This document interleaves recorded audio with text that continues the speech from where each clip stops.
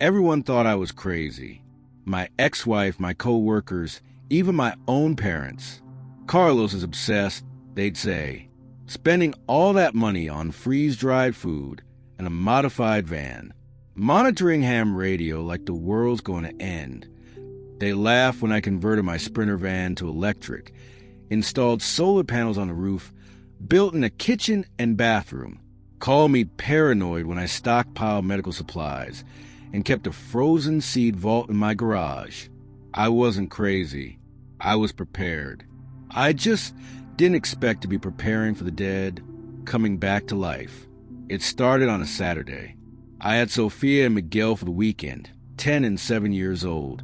My whole world despite only seeing them 2 days a week.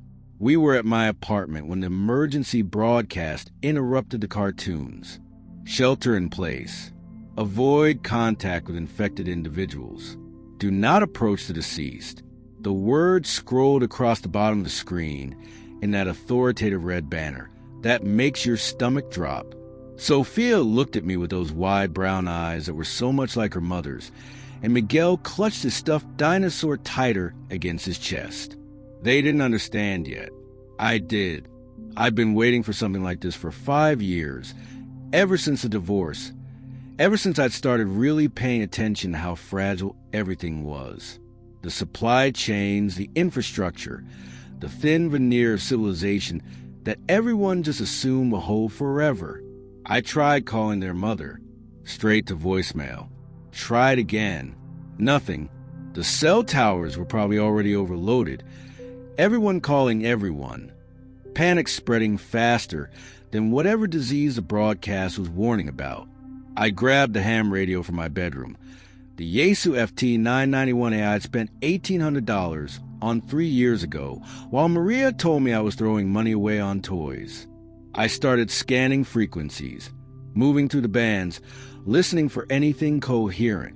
What I heard made my blood run cold. A man's voice, shaky and breathless, saying, "They're eating people. Oh God, they're eating people right in the street." Another voice, a woman, calmer but with an edge of hysteria underneath. "The dead are walking." I know how it sounds, but the dead are walking and they won't stop. A third voice, official sounding, maybe military. "Downtown is overrun." Repeat, "Downtown is overrun." All units fall back to secondary positions. I looked at Sofia and Miguel sitting on the couch, confused and scared. Cartoons still playing with the emergency banner across the bottom. Maria, my black shepherd mastiff mix, was pacing by the door, her ears back, sensing something wrong in the way dogs do before earthquakes. "Kids, we need to go. Right now." I tried to keep my voice calm, but firm. Sofia started protests, asking about Mom, asking what was happening, but I was already moving. I'd run the scenario in my head 100 times. The bug-out bags were in the hall closet, one for each of us, packed with 3 days of food, water filtration, first aid, emergency blankets. I grabbed them and the keys to the Sprinter. "Miguel, get your shoes on. Sofia, help your brother. We're going on an adventure." The word adventure fell hollow in my mouth, but Miguel's face brightened just a little. I loaded them into the van along with Maria and everything I'd spent years preparing. The custom shelving units I'd built into the walls were packed with freeze-dried meals in Mylar bags, 72 cases of them, enough for 3 people for 18 months if we stretched it. The water filtration system I'd installed under the sink, the medical supplies in the lock cabinet, the solar panels on the roof feeding the auxiliary batteries, the bow and arrows in their case, the rifle locked in the safe bolted to the floor, the ammunition in waterproof containers, the frozen seed vault in the cooler, thousands of heirloom seeds vacuum sealed and preserved. Everything I'd been mocked for, everything Maria had cited in the divorce papers as evidence of my paranoid obsessions and financial irresponsibility, all that was about to prove its worth. The streets were already chaos. It had been maybe 30 minutes since the first broadcast, and it looked like a war zone. People running, screaming, cars abandoned in the middle of intersections with doors hanging open. A woman stumbled past my van with blood running down her arm, her eyes wild with shock. And the others, the ones who moved wrong, whose eyes were dead, who tore into anyone they caught.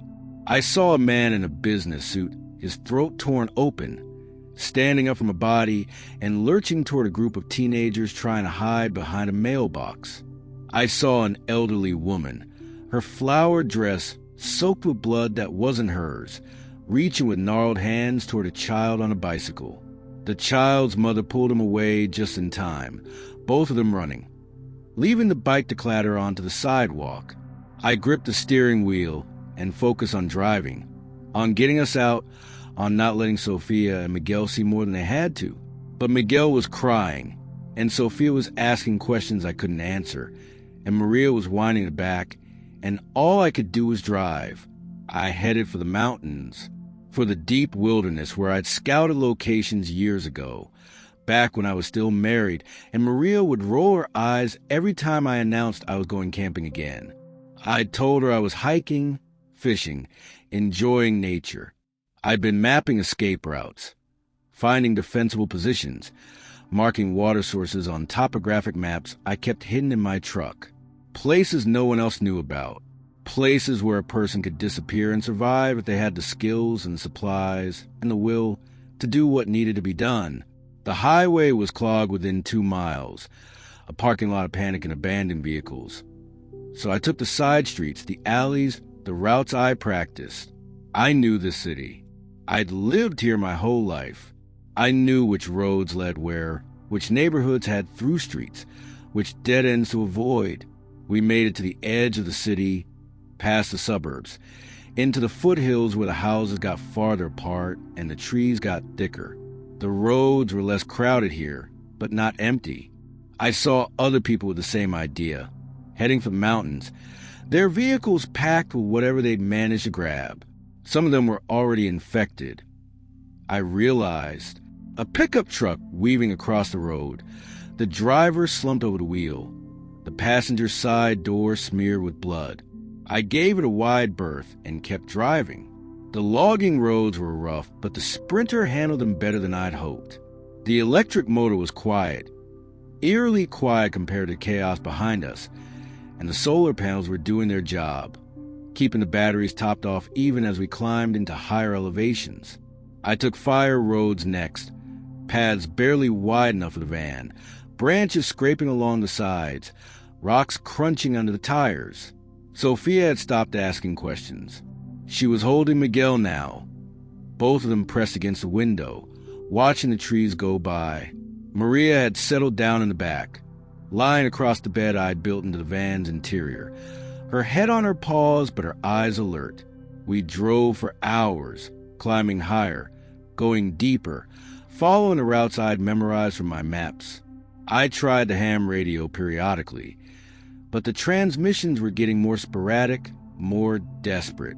One voice I recognized from the local repeater, a guy named Ron who I'd talked to about antennas and propagation, was saying goodbye to whoever was listening. If anyone hears this, head north. North and high. They're slower in the cold. God bless and good luck. Then nothing but static. The sun was starting to set when I saw the farm. Isolated, tucked into the foothills at the end of a long dirt driveway, surrounded by pastures and outbuildings. I needed supplies. The chickens in the yard could mean sustainable protein, eggs, something renewable that wouldn't run out like the freeze-dried food eventually would. The wood stove I could see near the barn meant heat, and cooking without relying on the van's propane. The tools in the shed could mean the difference between surviving and thriving. But as I pulled closer, slowing the van to a crawl, I saw them. The farmers, still wearing their work clothes, a man in denim overalls and a woman in a flannel shirt, standing in the pasture, turning toward the sound of my engine. Their movements were wrong, jerky, and uncoordinated, and even from a distance I could see the dark stains on their clothes, the way their heads tilted at angles that shouldn't be possible for anyone still alive. They started walking toward us. Not fast, but relentless, and I felt something cold settle in my chest. This was real. This was happening. The dead were walking, and I had my children with me, and every decision I made from this moment forward would determine whether we lived or died. I told Sofia and Miguel to stay in the van with Maria. Doors locked, no matter what they heard. Sofia nodded, her face pale but determined, already reaching for her brother's hand. Miguel's eyes were wide with fear, but he trusted me, trusted his big sister, and that trust was a weight on my chest heavier than any supply pack. I grabbed the bow from its case, strung it with hands that were steadier than I expected, and slung the quiver over my shoulder. The compound bow had cost me $900 4 years ago, another expense Maria had complained about, another piece of evidence that I was wasting money on paranoid fantasies. But I practiced with it every weekend. I didn't have the kids shooting at targets in the national forest, learning to be quiet, learning to be accurate, learning to kill without announcing my presence to everything within a mile. Guns were useful, but noise was dangerous, and I had a feeling that in this new world, silence would be survival. The farm showed signs of struggle once I got closer. The fence around the front yard was broken in 2 places.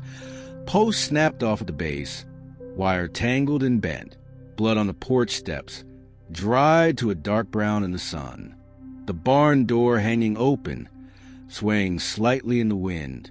But the chickens were still there, maybe 15 or 20 of them, scratching the dirt near what looked like their coop. A couple of roosters, too, their combs bright red against the brown and white hens. Sustainable protein, renewable food source, worth the risk. I moved carefully, bow at the ready, scanning the property. The house was a single-story ranch with a wraparound porch, windows intact but curtains drawn. The barn was older, weathered gray wood with a hayloft, the kind of structure that had been here for 50 years or more. Behind the barn, I could see another pasture, larger, with a pond at the far end and what looked like cattle shelters. And movement.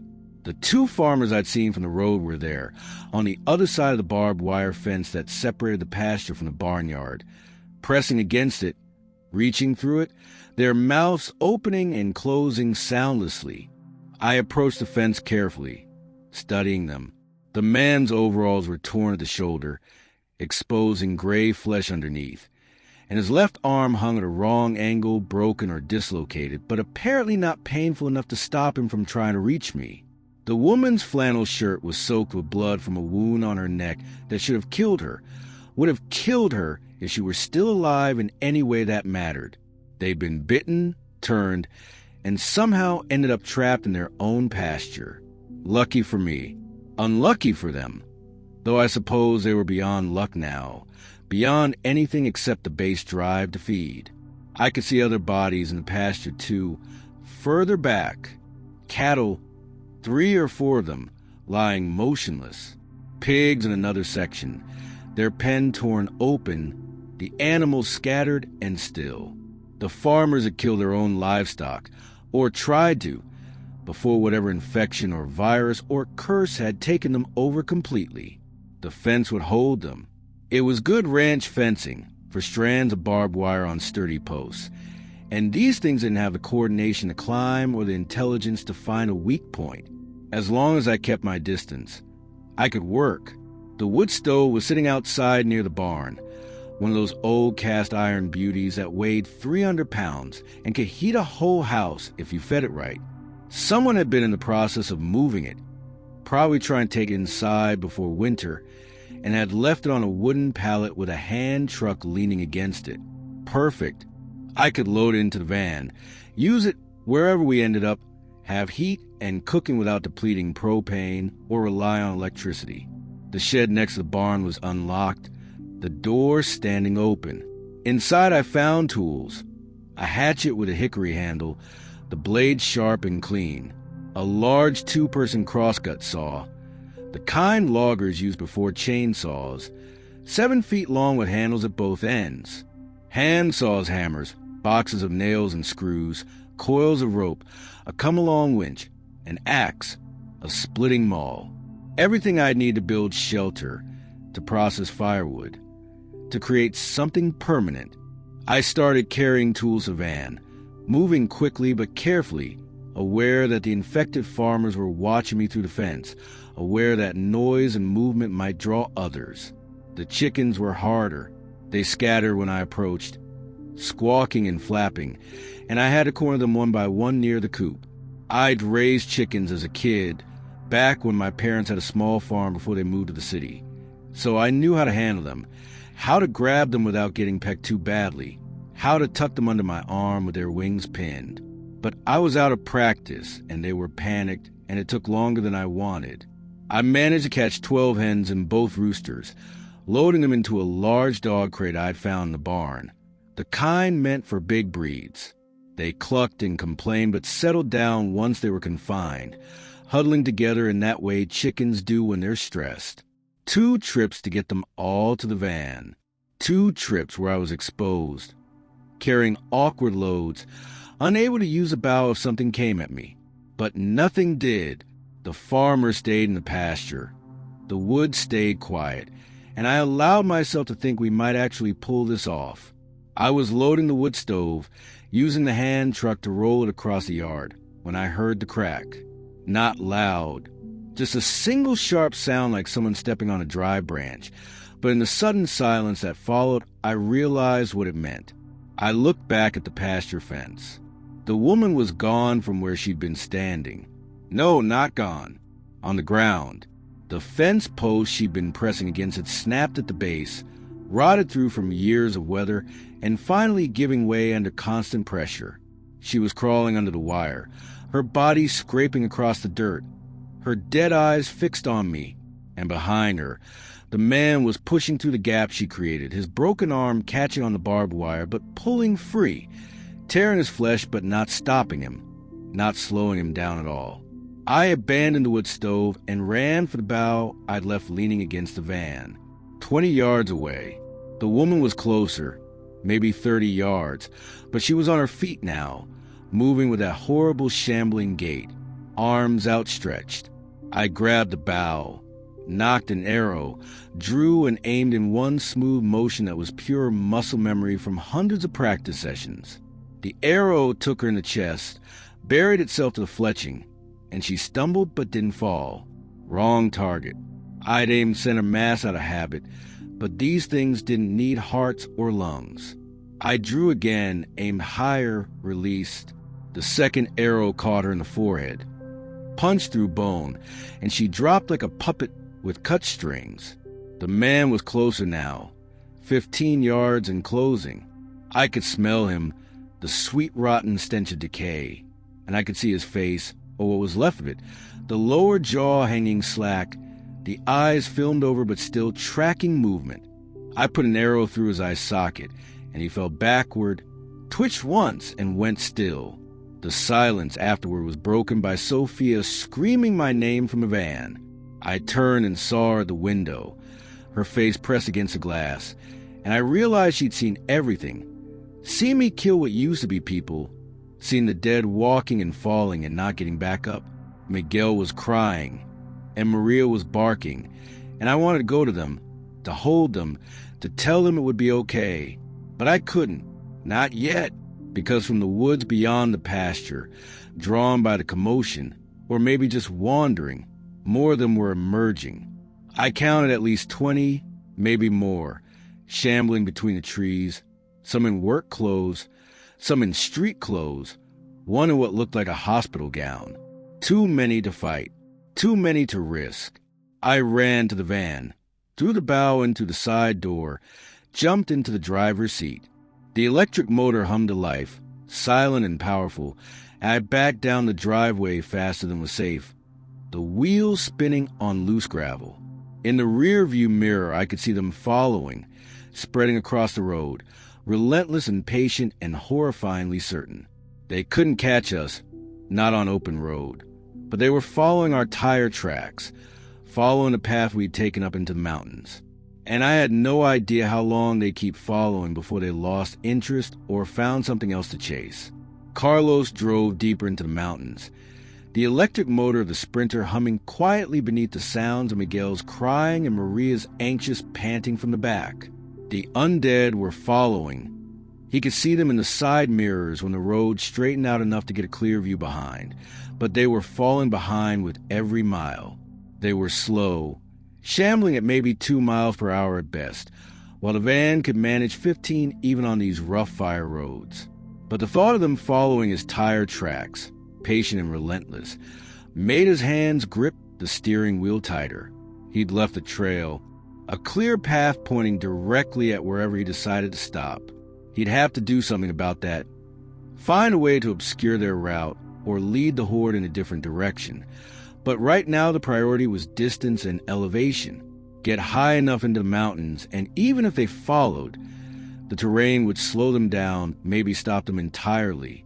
The fire roads were barely roads at all in some places, more like suggestions of paths cut through the forest decades ago and maintained sporadically by rangers who probably weren't alive anymore. The van's suspension groaned over rocks and roots, and twice Carlos had to get out and move fallen branches that blocked the way, working quickly while Sofia watched through the windshield with frightened eyes, and Miguel refused to look at anything except his stuffed dinosaur. The solar panels on the roof were doing their job, the battery indicators showing a steady charge even as they climbed, but the steep grades were taxing the motor.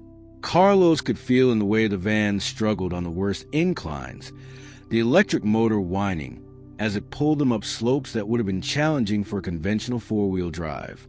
He shifted to low gear, let the regenerative braking help on the downhills to recapture energy, and tried not to think about what would happen if they got stuck out here, miles from anywhere, with a horde of undead somewhere behind them, and who knew what ahead.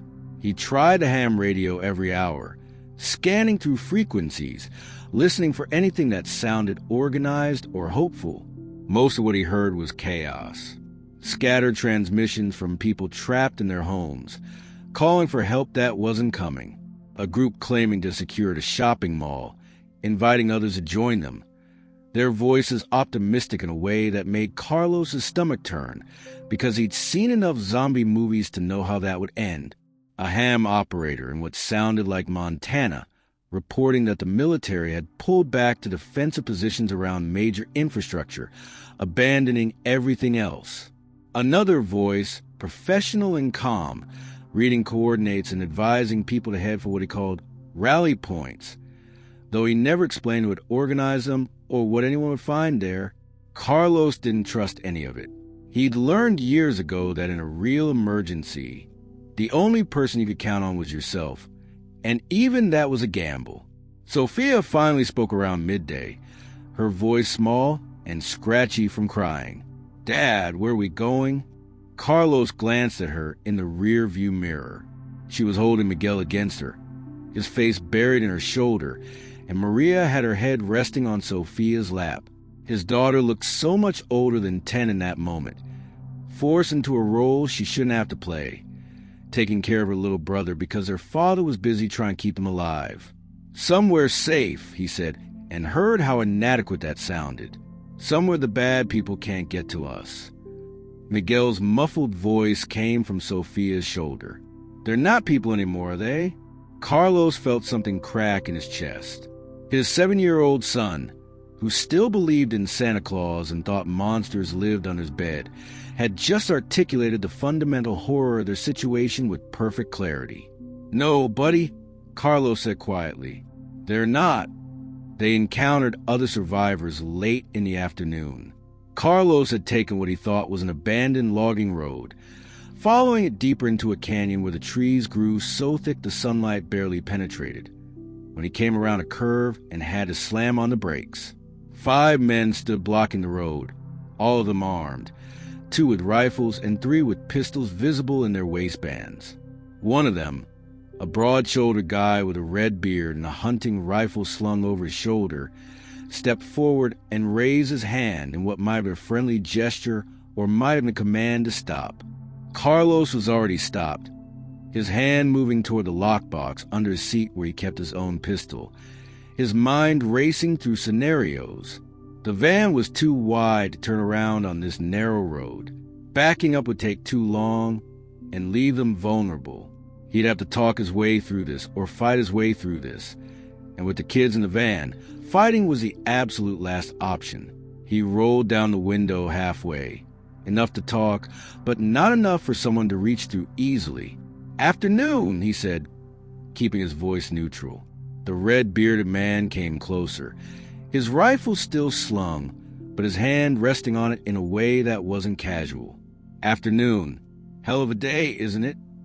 His tone was conversational, but his eyes were scanning the van, taking inventory of the solar panels, the roof rack with supplies, the custom modifications that screamed prepper with resources. "Hell of a day," Carlos agreed. "We're just passing through, heading higher up." "Where's higher up?" the man asked.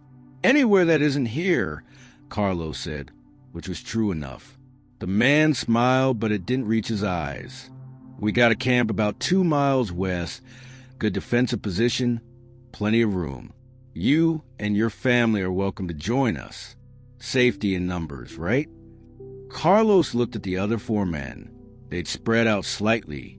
He noticed, positioning themselves to cover different angles on the van. One of them was peering through the side windows, trying to see what was inside. Sofia had pulled Miguel down below the window line. Smart girl, and Maria was growling low her throat. "Appreciate the offer," Carlos said, "but we got somewhere we're headed. Family place, you know." It was a lie, but a believable one. The red-bearded man's smile faded. "That's unfortunate. See, we're trying to build something here, a real community, and we need supplies to make that work. Food, tools, medicine. You look like you got all 3. There it was, the polite veneer dropping away, the reality underneath. They didn't want to share their camp. They wanted his van and everything in it. Carlos's hand closed around the pistol grip in the lockbox, his thumb finding the biometric lock that would release it. "I've got my kids with me," he said, keeping his voice level. "You can see that. I've got my kids and a dog, and we're just trying to survive like everyone else." The red-bearded man glanced back at his companions, some silent communication passing between them. When he turned back to Carlos, his expression had shifted, become harder. "Look, friend, I don't want this to go bad, but we got families too back at camp, and they need to eat. You can either share what you've got voluntarily, or we can take it. Your choice. But make it quick, because we got our own problems to deal with." Carlos felt a familiar cold calculation settling over him, the one that had made him a good soldier back in his 20s before he'd gotten out and tried to build a normal life. He had 17 rounds and the pistol under his seat. 5 men, all armed, spread out enough that he couldn't get them all before they returned fire. The van's panels weren't armored. Bullets would go through the thin metal shell like paper, and Sofia and Miguel were inside. Even if he won the fight, even if he killed all 5 of them, his kids would be traumatized further, and there was a good chance one or both of them would be hit in the crossfire. Unacceptable. He needed another option. "Okay," Carlos said, making his voice sound defeated. "Okay, you're right. I've got food in the back, medical supplies, tools. Let me pull over to the side here so you can get to the rear doors." The red-bearded man's posture relaxed slightly, satisfied that reason had prevailed, and Carlos saw his opening. He eased the van forward slowly, angling toward the right side of the road where the ground sloped down toward the tree line. The men moved with him, staying alert but less tense now that they thought they'd won. Carlos got as far to the right as he dared, the van's right wheels on the very edge of the road, and then he stopped. "Let me just put it in park," he said, and instead slammed the accelerator to the floor. The electric motor responded instantly. No hesitation. No engine revving to warn them. The van lurched forward with shocking acceleration, and the men scattered, diving to either side to avoid being hit.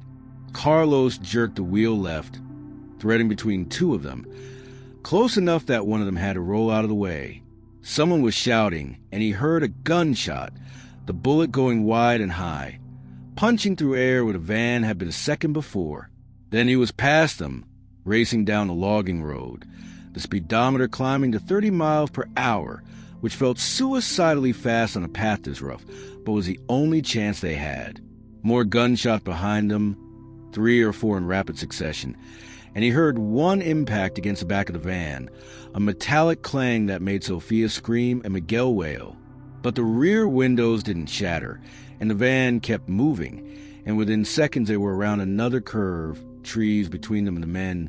Distance opening up, Carlos didn't slow down. He kept the accelerator pressed, fighting the wheel as the van bounced and slid over the rough terrain, expecting at any moment to feel the suspension give way or a tire to blow. But the Sprinter held together, the modifications he'd made proving their worth, and after 5 minutes of breakneck driving, he allowed himself to ease off slightly, dropping to 20 miles per hour. His hands were shaking on the wheel, adrenaline flooding his system. And he could hear Sofia cry in the back, but he couldn't comfort her yet, couldn't stop, because those men might have vehicles of their own and might be following. He needed to get off this road, lose them completely, and he needed to do it fast. He found a game trail half a mile later, barely wide enough for the van, but heading perpendicular to the logging road, cutting up a steep hillside through dense pine forest. Carlos took it without hesitation, the van scraping between trees, branches squealing along the paint, the angle so steep that for a moment he thought they'd tip backward, but the weight distribution held.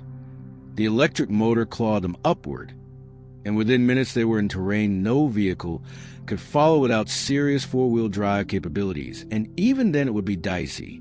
He drove for another hour, following game trails and dry creek beds, putting as much distance and difficulty between them and the logging road as possible.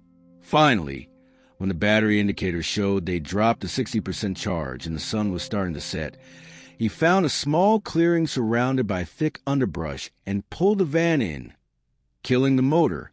The silence was absolute except for Sofia's quiet crying and Miguel's hiccuping sobs and Maria's anxious whining.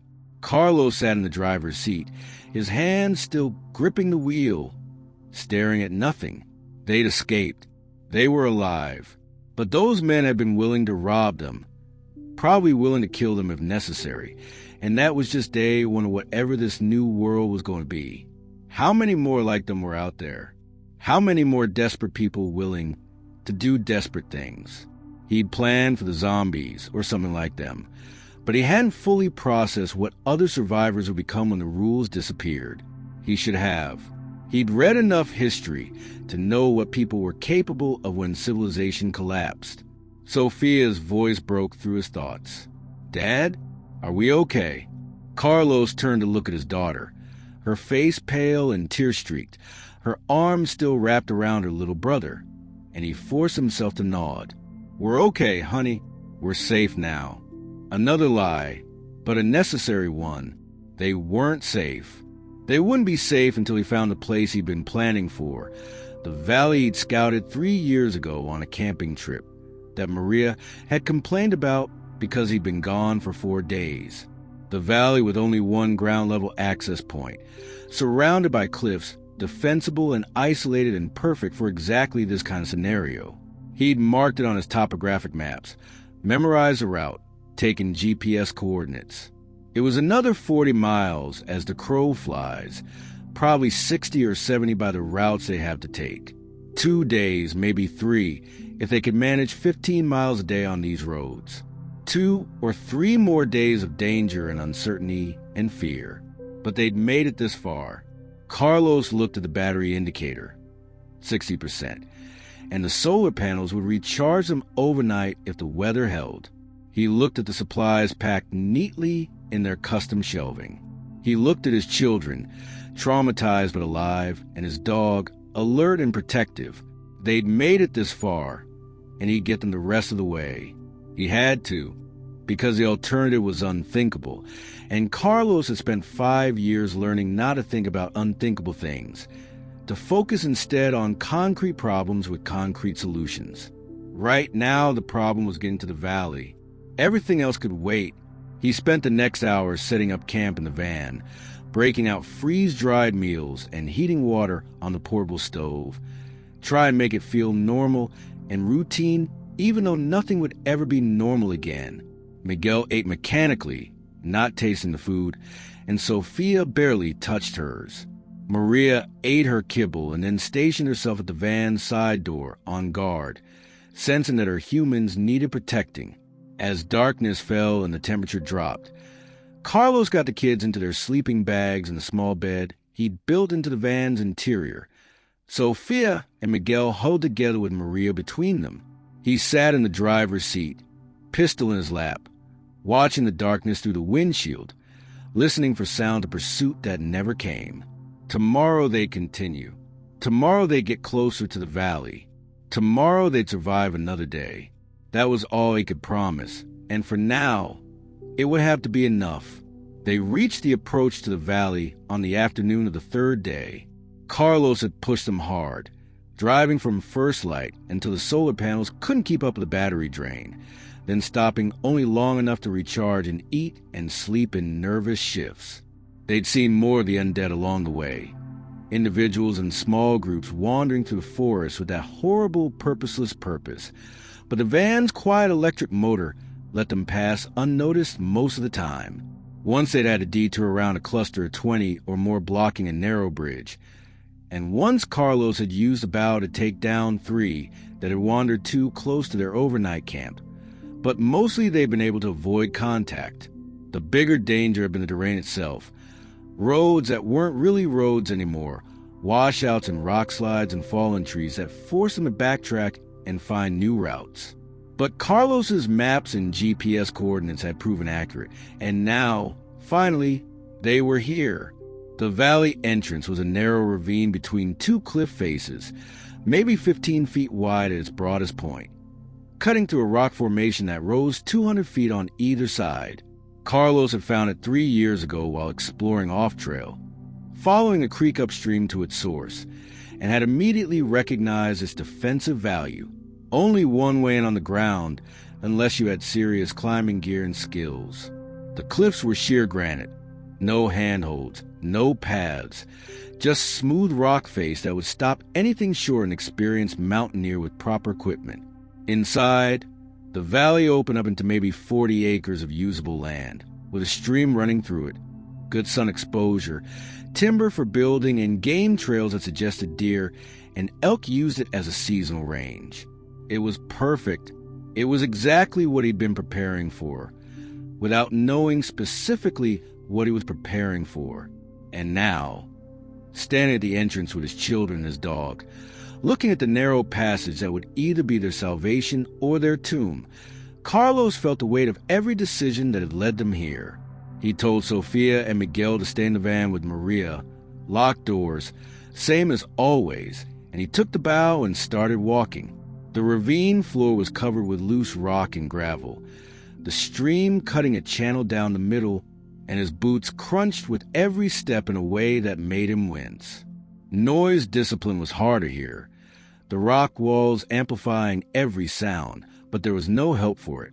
He had to scout ahead, had to make sure the valley was empty, had to confirm that his memory matched reality, and that this place would actually work. The ravine ran for maybe 200 yards, twisting slightly so you couldn't see all the way through from either end, and Carlos moved carefully about ready, checking every shadow and crevice. He found deer tracks in the mud near the stream, fresh within the last day or two. Found scat that looked like elk, also recent. Found the remains of a small campfire that made his heart race until he examined it closely and realized it was old, months or maybe years. Just some hiker who'd passed through before the world ended. The valley opened up gradually as the ravine widened, the cliff walls pulling back until suddenly he was standing in open space, surrounded by pine and aspen, the stream spreading out into a shallow creek that meandered through meadow grass. Carlos had forgotten how beautiful it was. The late afternoon sun was slanting to the trees, painting everything gold and green, and for a moment he just stood there, breathing air that smelled like pine sap and clean water, listening to the wind in the branches and the creak over stones. It looked untouched, pristine, like civilization had never existed. And maybe that was true now in a way it hadn't been 3 years ago. Maybe the world had reset, gone back to some earlier version of itself where humans had earned their survival every day, where there were no safety nets and no second chances. He shook off the philosophical tangent and focused on the practical. The valley was roughly oval-shaped, longer than it was wide, with the stream running down the center.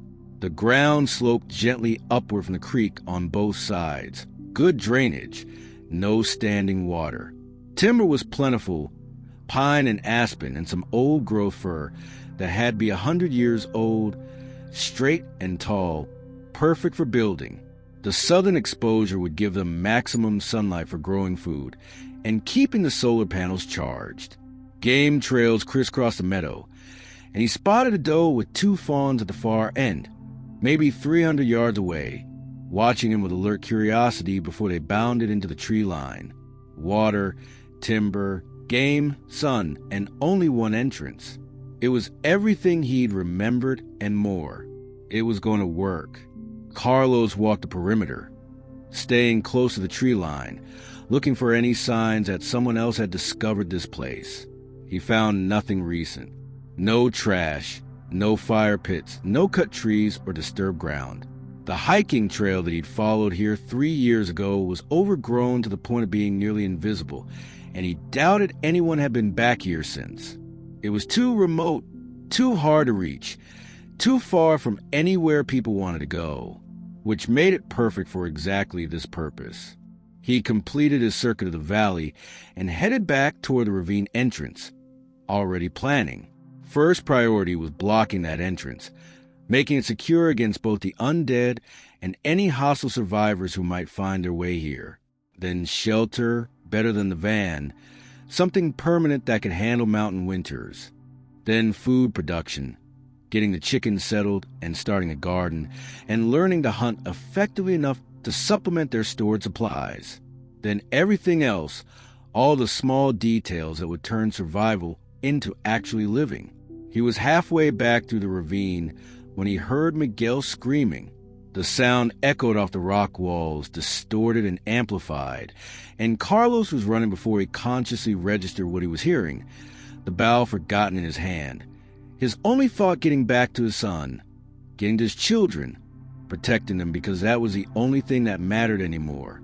He burst out of the ravine at full sprint and saw the van 50 yards away and 3 of them, 3 of the undead, shambling toward from the tree line. They must have been following the tire tracks, following the trail Carlos had left over days of driving, patient and relentless, and now they were here, at the one place that was supposed to be safe, threatening his children. Maria was barking frantically from inside the van, her deep mastiff bark that was all threat and fury. Miguel was screaming, and Sofia was trying to quiet him, her face pressed against the window, her eyes wide with terror.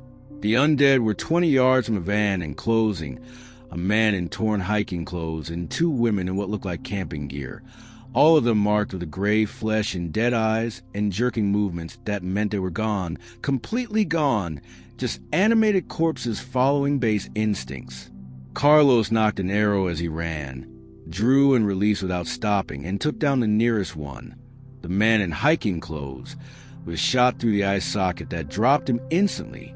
The other 2 turned toward Carlos, distracted by the movement, and he used that moment to close the distance. Knock another arrow, aim, release. The first woman went down. The second was almost on him when he took her, close enough that he could smell the rot, close enough to see the dried blood around her mouth and the chunk missing from her neck where she'd been bitten. His arrow caught her in the temple, and she collapsed at his feet, twitched once, and was still. Carlos stood there breathing hard, his heart hammering, adrenaline making his hands shake. 3 of them. 3 had followed them all this way, through miles of wilderness, drawn by nothing but the faint trail of their passage and the drive to feed. How many more were behind them? How many more were following that same trail, slow and patient and inevitable. He looked at the ravine entrance, at the narrow passage that was both protection and vulnerability, and he knew what had to be done. They had to block it. They had to block it now, immediately, before anything else could follow them in. He ran to the van and yanked open the side door. Sofia and Miguel threw themselves at him, crying, and Maria was trying to lick his face and bark at the same time. It's okay, I've got you," Carlos said, holding them, feeling their small bodies shaking against him. "We're safe now. We're home. Home." The word felt strange in his mouth, but also right. This was home now. This valley, this isolated pocket of wilderness. This was where they'd make their stand, where they'd build something that could last, where his children would grow up in whatever world emerged from the ashes of the old one. But first they had to secure it, and that meant work, hard physical labor that would take every bit of strength he had left. He got the kids calmed down, got them back in the van with Maria on guard duty, and then he started dragging the 3 bodies away from entrance. He pulled them deep into the trees, far enough that the smell wouldn't carry the valley, and left them for scavengers. Then he went back to the van, fired up the engine, and started planning how to build a wall. The first day was reconnaissance and resource gathering.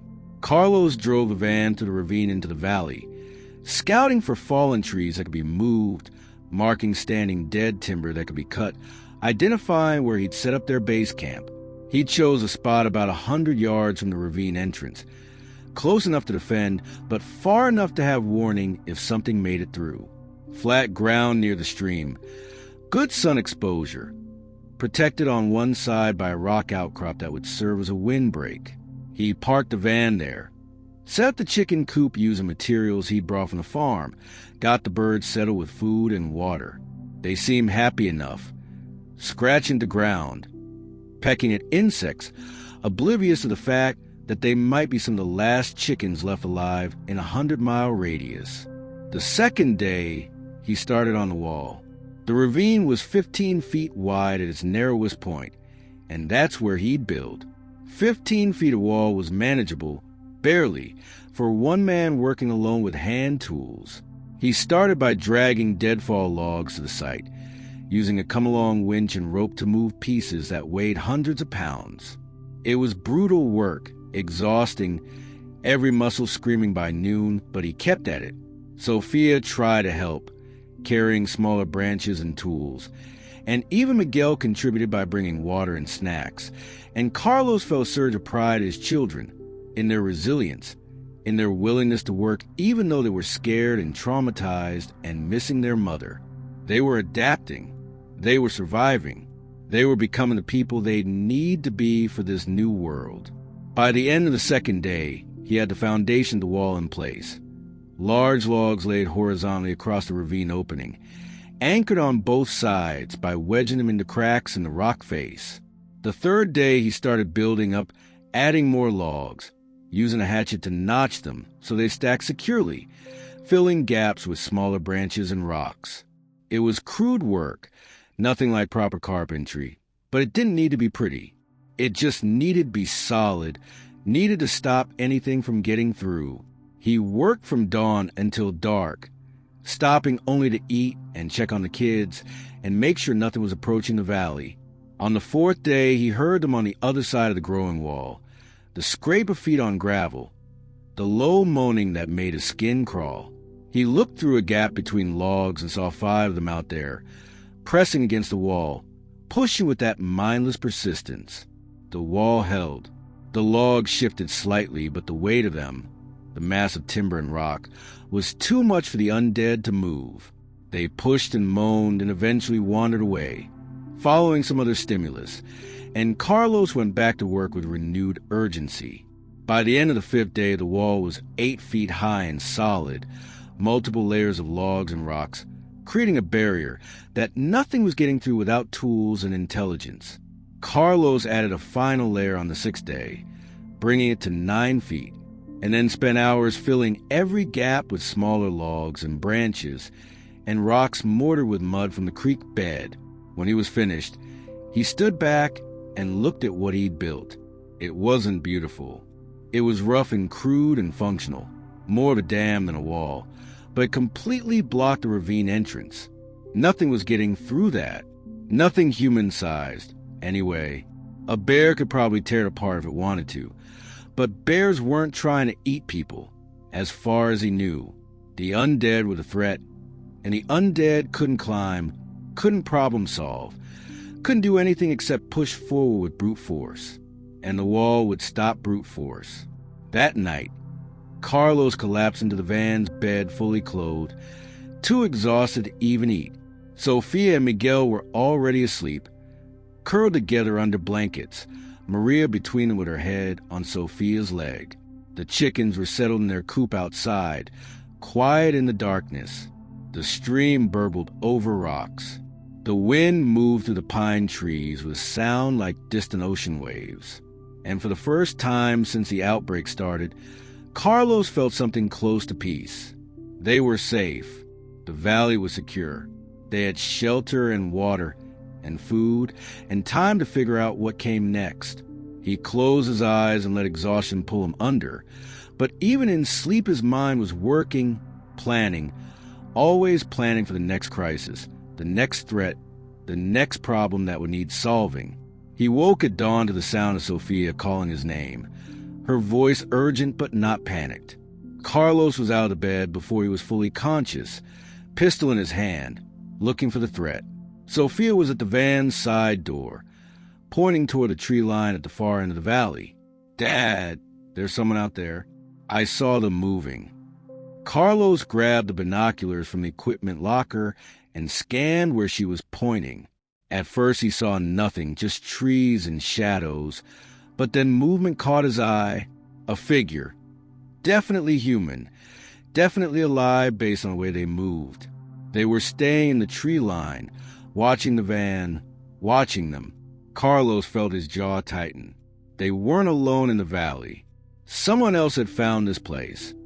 Someone else had been here, maybe watching them this whole time while they built the wall and set up camp, watching and waiting and staying hidden, which meant they were smart, cautious, and potentially dangerous.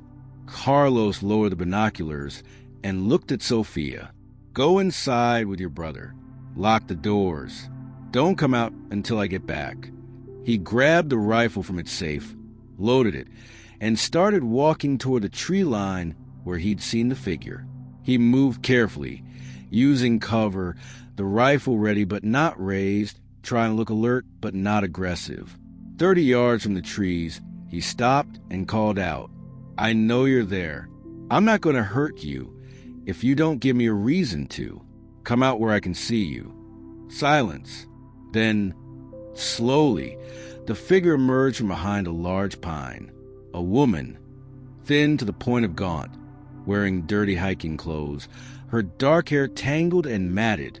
She had her hands raised, showing she was unarmed, but her eyes were wary, calculating, taking his measure. "I've been here for 3 weeks, she said, her voice hoarse from disuse or dehydration. "Watching from the cliffs. Saw you build the wall. Saw the dead things outside. Saw your kids." She lowered her hands slightly. "I'm not infected. I'm not dangerous. I'm just trying to survive, same as you." Carlos studied her through the rifle's sights, his finger resting alongside the trigger guard, not on the trigger itself, but close enough to react if he needed to. She looked half-starved, exhausted, desperate. She also looked competent, despite her condition, like someone who knew how to live rough, how to stay hidden, how to survive. "Why didn't you show yourself before now?" he asked. "Because I didn't know if you were someone who'd share or someone who'd kill me for what little I have," she said simply. "Watched you for days trying to decide. Watched you with your kids. How you protected them.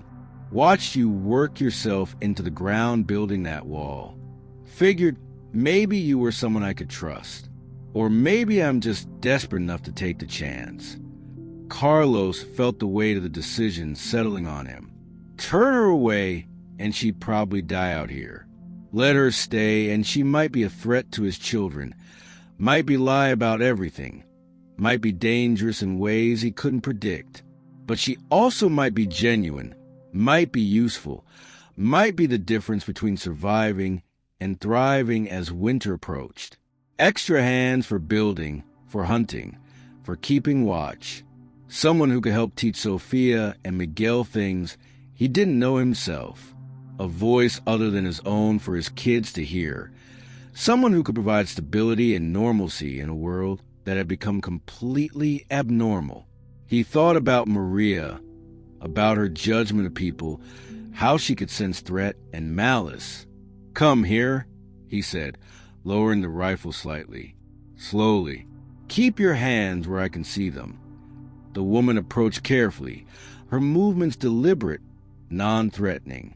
When she was 10 feet away, Carlos whistled sharply. Maria came bounding from the van, all 80 pounds of her, and ran to Carlos's side. She looked at the woman, sniffed the air, and then, to Carlos's surprise, wagged her tail. Just once, but it was enough. Maria's instincts were better than his own, and if the dog thought this woman was safe, Carlos was inclined to believe it. "What's your name?" he asked. The woman looked at him for a long moment, and he saw something in her eyes, some calculation or decision being made. "Does it matter?" she finally said. "Names are for the world that was... I don't know if that world exists anymore." Carlos understood what she meant. The old markers of identity, the social structures and relationships and histories, all of it had become suspect, potentially meaningless. They were all just survivors now, defined by actions rather than names, by what they could do rather than who they'd been. But still, he needed something to call her. "It matters to me," he said. "I'm Carlos. Those are my kids in the van, Sofia and Miguel. This is Maria. And you are..." The woman's shoulders sagged slightly, tension releasing. "Beth," she said quietly. "My name is Beth." Carlos looked back at the van, where Sofia's face was pressed against the window, watching. He looked at the wall across the ravine entrance, at the valley spreading out around them, at the future he was trying to build from the wreckage of the past. Beth was another complication, another variable, another risk. But she was also human, alive, capable. She'd survived 3 weeks alone in these mountains during a zombie apocalypse. That counted for something. That counted for a lot. He made his decision. "Okay, Beth, here's how this works. You can stay. You can help with the building and the hunting and whatever else needs doing. But you threaten my kids in any way. You do anything that makes me think I made a mistake. And you're gone. Clear?" Beth nodded, her eyes filling with tears that she didn't let fall. "Clear. Thank you. You won't regret this." Carlos hoped she was right. He gestured toward the van with the rifle. "Come on, let's get you some food and water. And then we have a lot of work to do before winter gets here." Winter was coming. Carlos could feel in the morning air, see in the way the aspen leaves were turning gold at the edges, smell it in the wind that came down from the higher peaks. They had maybe 6 weeks, 8 if they were lucky, before the first serious snow. 6 weeks to build shelter that could handle mountain winter, to stockpile firewood, to prepare for months of cold and isolation. The van wouldn't be enough. It was fine for summer camping, but the heating system would drain the batteries faster than the solar panels could recharge them once the days got short and the sun stayed low on the horizon. They needed a cabin. They needed it fast. Beth proved her worth immediately. She knew construction, had worked with her father building houses before the outbreak, and she could read Carlos's rough sketches and turn them into something workable.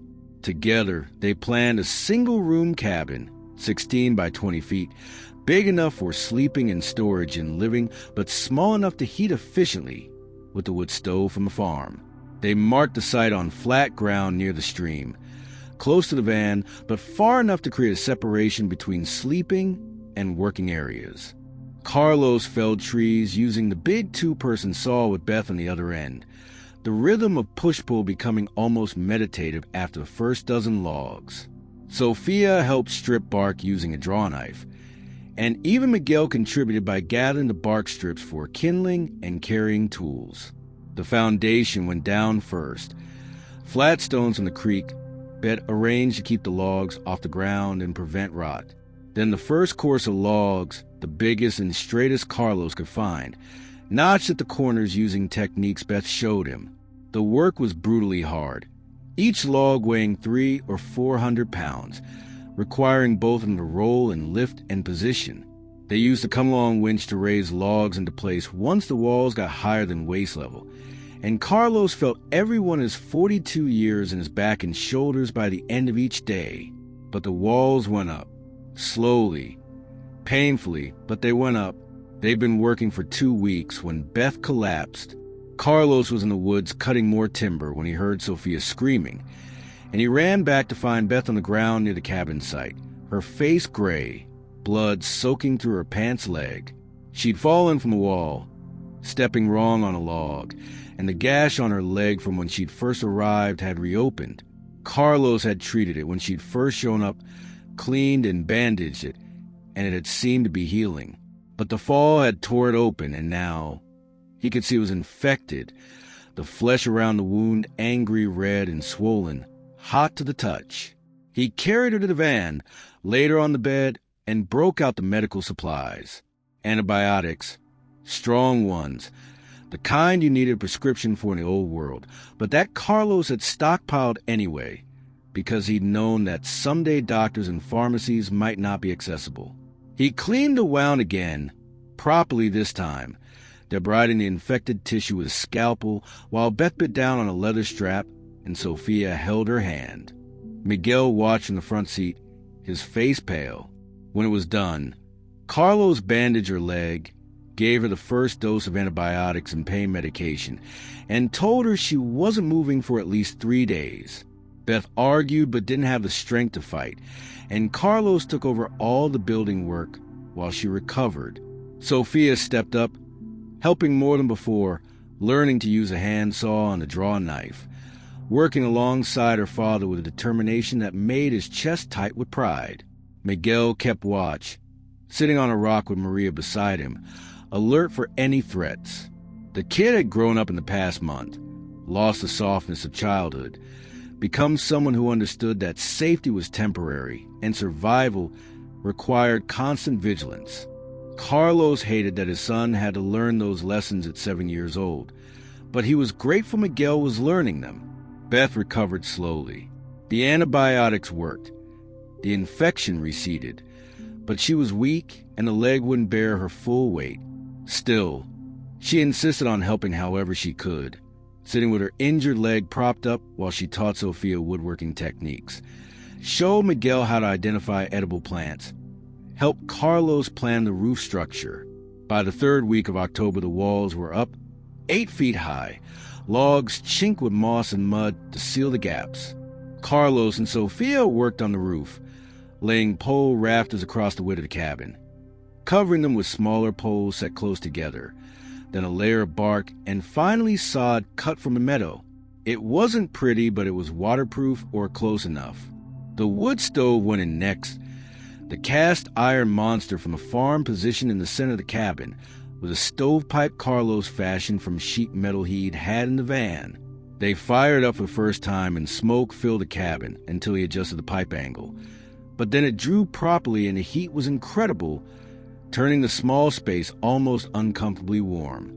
They cut a window opening in the south wall, filled it with salvage pane from the van skylight, and suddenly the cabin had light. Carlos built bunks along one wall using smaller logs and rope, 3 levels, 1 for each kid and Beth. He'd sleep on the floor near the stove where he could keep it fed through the night. The garden had produced some vegetables before the first frost. Carrots and potatoes mostly, planted late, but fast growing from the frozen seeds. Not much, maybe 40 pounds total, but supplemental food that would help stretch the freeze-dried supplies. The chickens were laying regularly, 8 to 10 eggs a day, more protein than they could eat. Carlos had started preserving the surplus in water glass, an old technique Beth knew, keeping them in a crock for winter when the chickens would slow down or stop laying entirely. He hunted when he had time, taking deer with a bow, processing the meat, smoking some, and freezing the rest in the cold stream water. One morning in late October, the temperature dropped hard. Carlos woke to frost on the van windows and clouds building in from the west, heavy and gray and full of intent. He worked frantically that day, finishing the last of the chinking, sealing gaps around the door and window, stacking firewood under the cabin's overhang. Beth helped despite her leg, carrying smaller pieces, organizing their stored food supplies inside the cabin. Sofia and Miguel gathered kindling, armload after armload, building a pile that would last weeks. The first snow started falling at dusk. Big flakes, coming down slow and soft, settling on the meadow grass and the cabin roof and the wall across the ravine. Carlos stood outside watching it, Sofia and Miguel beside him, Beth in the cabin doorway. Maria ran through the snow, snapping at flakes, playing like she was a puppy again instead of a 7-year-old dog who'd seen the world end. Inside the cabin, the wood stove crackled and glowed, smoke rising from the chimney into the darkening sky. The walls Carlos had built, the roof overhead, the supplies stored in corners, all of it represented months of planning and weeks of backbreaking work. The cabin wasn't finished, still needed proper door, better insulation, interior improvements. But it was dried in, it was warm, it was safe. That evening they gathered inside for the first time as a family. Beth cooked stew from venison and garden vegetables. Sofia and Miguel played with Maria on their bunks. Carlos sat on a log bench he'd built, looking at the walls, the roof, the life they were building.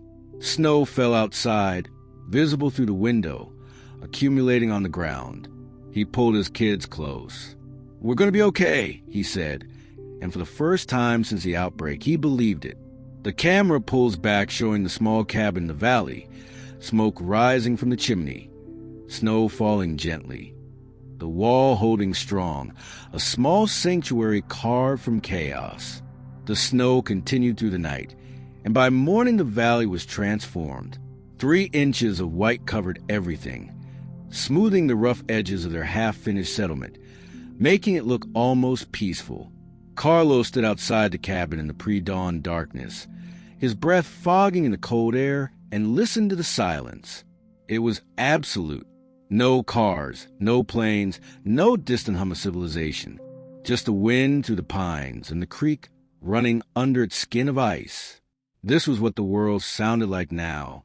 Inside the cabin, everyone was still asleep, Beth in the lower bunk, her injured leg propped on a roll blanket. Sofia and Miguel curled together in the middle bunk. Maria on the floor near the stove, warm and protected. Carlos fed more wood into the stove and then pulled on his coat and boots. There was work to do. Winter had arrived early, which meant they were racing against time to finish everything before the real cold set in, before survival became the only task that mattered. He spent the morning cutting firewood, felling dead, standing timber, and processing it into stove-length pieces.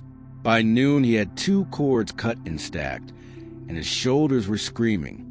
Beth found him there, limping out from the cabin with a cup of coffee. "You're going to kill yourself working like this," she said. Carlos drank, the coffee bitter and perfect. "Winter's here. We're not ready." "We're never going to be ready," Beth said. "That's not how this works anymore. We just do the best we can and hope it's enough." She was right. The old Carlos would have tried to plan for every contingency, would have driven himself crazy, tried to account for every possible failure point. But that Carlos had died somewhere between the city and this valley, replaced by someone who understood that survival was about adaptation, not preparation. Still, he couldn't shake the feeling that they were vulnerable. "The door," he said. "We need a real door, not just canvas. And the chinking needs another pass. And we should smoke more meat while we can still hunt effectively. Beth nodded. Make a list. We'll work down it together.